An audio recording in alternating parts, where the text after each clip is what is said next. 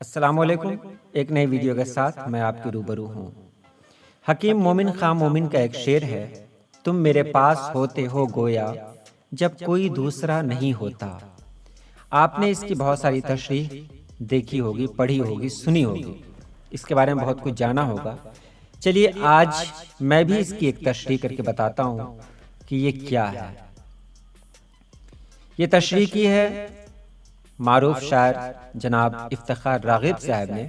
افتخار راغب صاحب کسی تعارف کے محتاج نہیں ہیں۔ آج کل وہ دوحہ قطر میں مقیم ہے۔ ان کی غزلیں اکثر معیاری رسائل و اخبارات میں شائع ہوتی رہی ہیں۔ تو چلیے ان کی تشریح میں آپ کے سامنے پیش کر رہا ہوں۔ تم میرے پاس ہوتے ہو گویا جب کوئی دوسرا نہیں ہوتا۔ تشریح: مومن خان مومن کا یہ بہت معروف شعر ہے، جس کے بارے میں یہ بھی کہا جاتا ہے کہ غالب نے اس شعر کو سن کر اس کی ستائش میں کہا تھا کہ میرا آدھا دیوان لے لو اور یہ شعر مجھے دے دو۔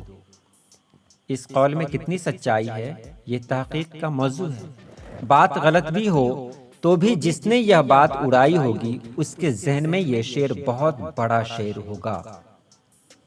شعر عام فہم الفاظ اور سہل ممتنع میں کہا گیا ہے۔ شعر کا اصل حسن لفظ گویا کی وجہ سے ہے۔ یہاں گویا دو معنی دے رہا ہے، جس کے سبب معنی آفرینی کا چشمہ رواں ہے۔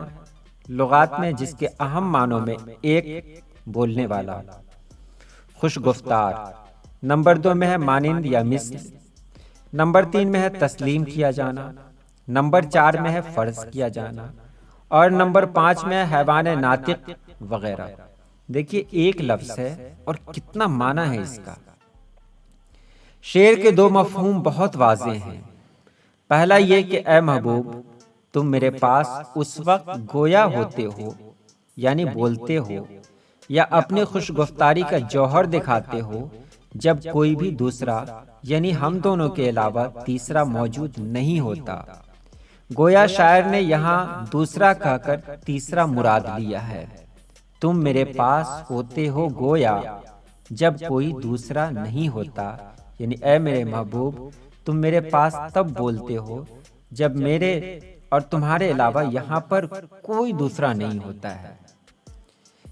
یہاں تیسرا مفہوم لیا گیا، اور اس شعر کا دوسرا مفہوم کیا ہے کہ اے محبوب جب میرے پاس کوئی دوسرا نہیں ہوتا تو یوں محسوس ہوتا ہے کہ میرے پاس گویا تم موجود ہو، یعنی فرقت میں ہر آن میرے پاس تم ہو، یعنی جب میں اکیلا ہوتا ہوں تو صرف اور صرف تمہاری یاد ہی میرے ساتھ رہتی ہے۔